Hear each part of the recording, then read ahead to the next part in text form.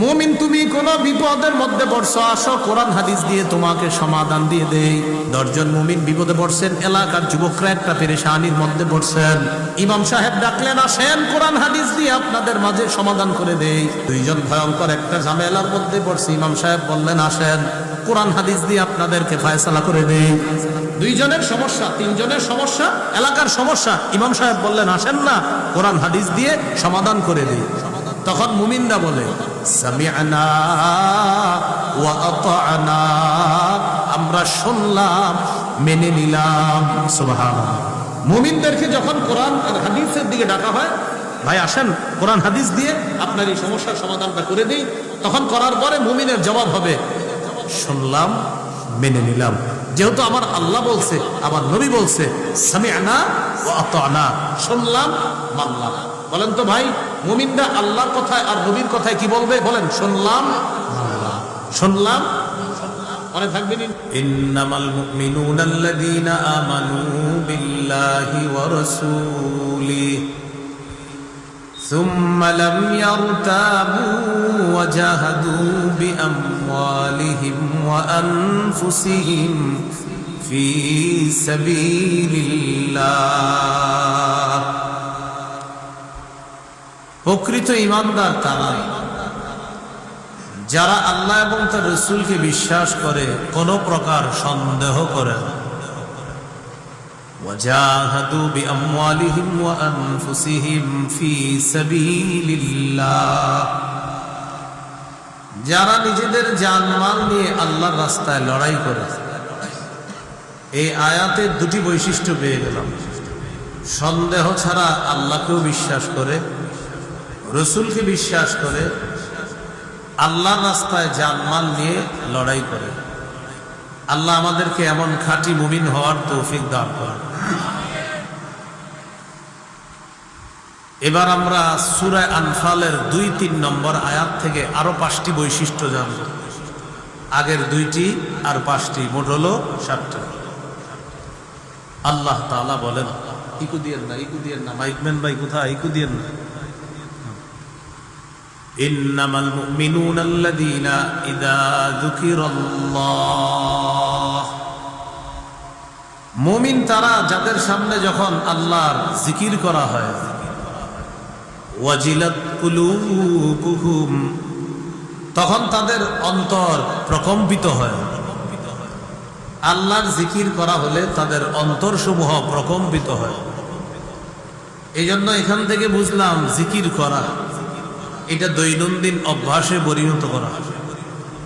অন্যরা জিকির করলে শুনতে হবে, নিজেও জিকির করতে হবে। সূরা আহজাবের মধ্যে আল্লাহ বলেন, ইয়া আইয়ুহাল্লাযীনা আমানু যকুরুল্লাহা যিকরান কাসীরা, হে ঈমানদারগণ, তোমরা বেশি বেশি আল্লাহর জিকির করো।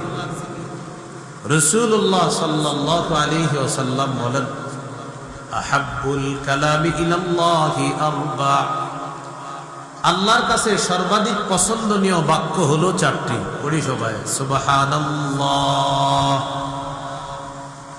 আলহামদুলিল্লাহ, লা ইলাহা ইল্লাল্লাহ, আল্লাহু আকবার। এই 4টি জিকির আল্লাহর কাছে সবচেয়ে পছন্দনীয়। এই 4টির মধ্যে শ্রেষ্ঠ জিকির আফজালুয যিকরি লা ইলাহা ইল্লাল্লাহ, সবচাইতে শ্রেষ্ঠ জিকির হলো লা ইলাহা ইল্লাল্লাহ। অর্থ, আল্লাহ ছাড়া কোনো ইলাহ নাই। সহিহ বুখারীর বর্ণনা 44 নম্বর হাদিস। قال رسول الله صلى الله عليه وسلم يخرج من النار من قال لا إله إلا الله وفي قلبه وزن شعيرة من خير ويخرج من النار من قال لا إله إلا الله وفي قلبه وزن برة من خير ويخرج من النار من قال لا إله إلا الله وفي قلبه وزن ذرة من خير أي من إيمان রাসূলুল্লাহ সাল্লাল্লাহু আলাইহি ওয়াসাল্লাম বলেন, কারো অন্তরের মধ্যে যদি গম পরিমাণ, কারো অন্তরের মধ্যে যদি জব পরিমাণ, কারো অন্তরের মধ্যে যদি সরিষার দানা পরিমাণ ঈমান থাকে,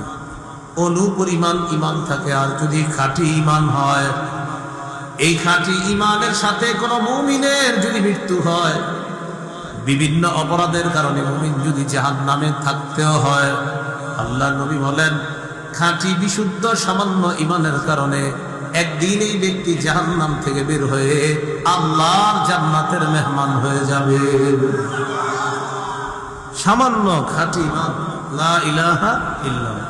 তাহলে চারটা জিকির বেশি পছন্দনীয় আল্লাহর কাছে। এই চারটার মধ্যে শ্রেষ্ঠ জিকির লা ইলাহা ইল্লাল্লাহ, সবচেয়ে ফজিলতপূর্ণ জিকির। তিরমিজির হাদিস 3592 নম্বর হাদিস।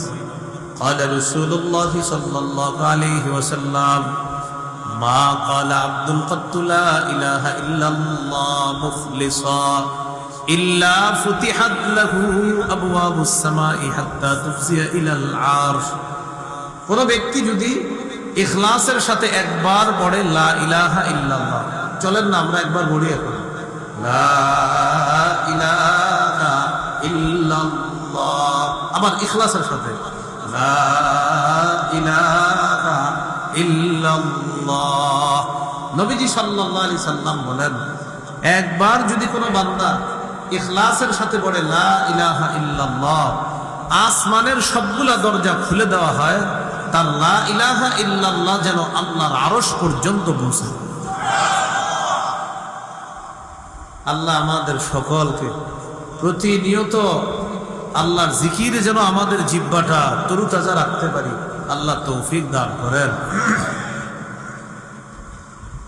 এই হলো মুমিনের একটা বৈশিষ্ট্য, তার সামনে জিকির করলে অন্তর প্রকম্পিত হয়, আল্লাহর ভয় অন্তর কাঁপতে থাকে। আয়াতের মধ্যে দ্বিতীয় বৈশিষ্ট্য আল্লাহ আলোচনা করতেছে, ওয়াইদা তুলিয়াত আলাইহিম আয়াতুহু যাদাতহুম ঈমানা। মুমিন তারা যাদের সামনে কোরআন তেলাওয়াত করা হলে এই তেলাওয়াত তাদের ঈমান আরো বাড়ায় দেয়, তেলাওয়াত তাদের ঈমান বাড়ায় দেয়। কোরআন তেলাওয়াত যখন করা হবে মন দিয়ে শোনা, নিজেরা পড়া, অন্য তেলাওয়াত করলে মন দিয়ে শোনার চেষ্টা করে। মাহফিলে কোরআন তেলাওয়াত হলে মন দিয়ে মানুষ তেলাওয়াত শোনে না, কেউ খানার কাজে থাকে, কেউ চা খায়, একজন আরেকজনকে বলে তাড়াতাড়ি চা খা, আসল ওয়াজ একটু পরে শুরু হবে, মানে তেলাওয়াতটা আসল না, একটু পরে ওয়াজটা আসল। মাগরিবের পরে একটা ছেলের তেলাওয়াত দেয় না, এটা শোনে না কেন, একটু পরে আসল ওয়াজ শুরু হইব, তো এখন কি আর এরকম সময় কাটাই বসে, তেলাওয়াত নাকি সময় কাটানো, চিন্তা করছে। তো দেখবেন তেলাওয়াতের সময় যে যার মতো দেদারছে, খাইতেছে, চা খাইতেছে, খানা খাইতেছে, এই তাড়াতাড়ি কর তাড়াতাড়ি কর, হুজুরে ওয়াজ শুরু করবো। আরে ভাই এখন কি হইতেছে, এখন তো তেলাওয়াত। যেই তেলাওয়াত আমার আপনার ঈমান বাড়ানোর কথা, তখন আমরা খাইতেছি, খানা বাড়াইতেছি। তো আল্লাহ বলেন মুমিনের বৈশিষ্ট্য, ওয়াইদা তুলিয়াত আলাইহিম আয়াতুহু যাদাতহুম ঈমানা। মুমিনের আরেকটা বৈশিষ্ট্য, তাদের সামনে কোরআন তেলাওয়াত করা হলে তাদের ঈমান বৃদ্ধি পায়। এই তেলাওয়াত তাদের ঈমানকে আগের চেয়ে আরো বাড়ায়।